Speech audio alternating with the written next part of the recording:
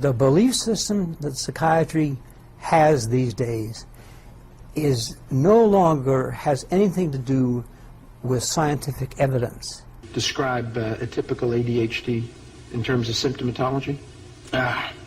It is hard. It's very hard to know how to answer this question. These kids, in my experience, when you see these kids, they are, several standard deviations different in terms of they cannot sit still, they cannot attend, they cannot, even when... They confessed they had no evidence that it was a disease.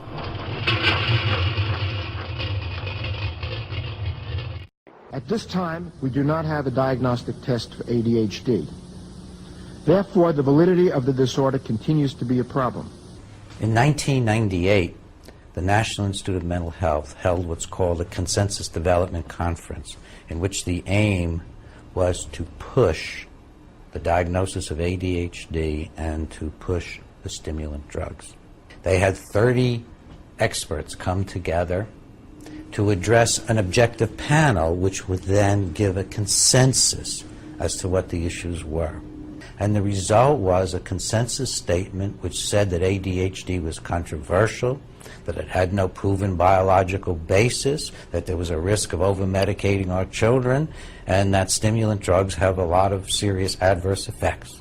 We do not have an independent diagnostic and valid test, such as a biological test or such as a blood test. I still want to get to the other part of the question, which is just a description of what you might be looking for. Okay. But before you go on to that, it sounds a little bit like you're saying that the definition is a little like the Supreme Court's definition of pornography, which is you know it when you see it. No, I'm concerned. We're going to disagree, and I would like any member of the panel to describe a typical ADHD in terms of symptomatology. Mark, would you like to? Since you see them in your practice. I think the panel has been frank, and the difficulties here are immense in terms of they were caught in a lie at the consensus conference. It is hard. It's very hard to know how to answer this question. These kids, in my experience, when you see these kids, they are, several standard deviations different in terms of they cannot sit still, they cannot attend, they cannot, even when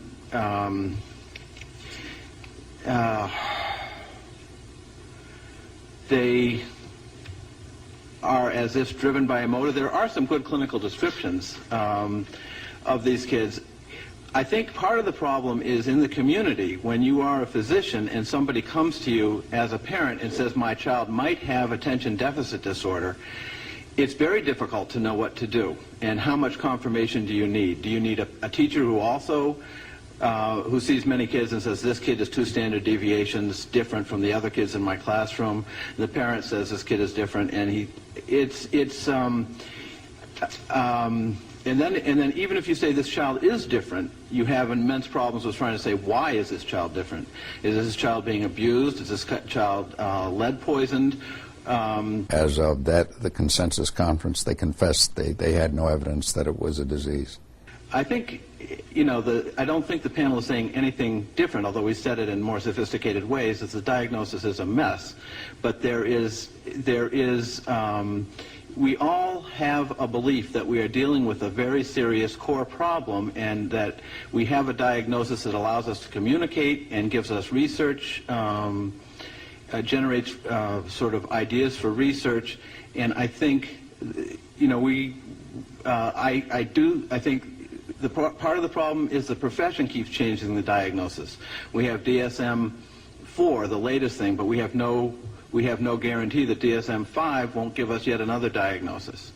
We forced them under heavy questioning to admit that all the children who were showing up with brain abnormalities in fact had long drug histories, not just even stimulants, but a variety of different kinds of drugs. And we know from animal experiments that many psychiatric drugs, including the stimulants, can cause permanent changes in the brain.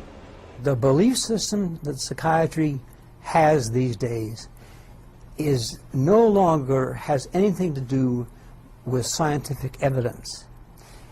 It's in the realm of religion. Nowhere in the brain or body of children said to have ADD or ADHD can an abnormality be found, or has an abnormality ever been found prior to their drugging. In other words, their drugging is the first abnormality. However, after the consensus conference was over and the panel had disbanded, the government simply rewrote it and came out with their own conclusions anyway.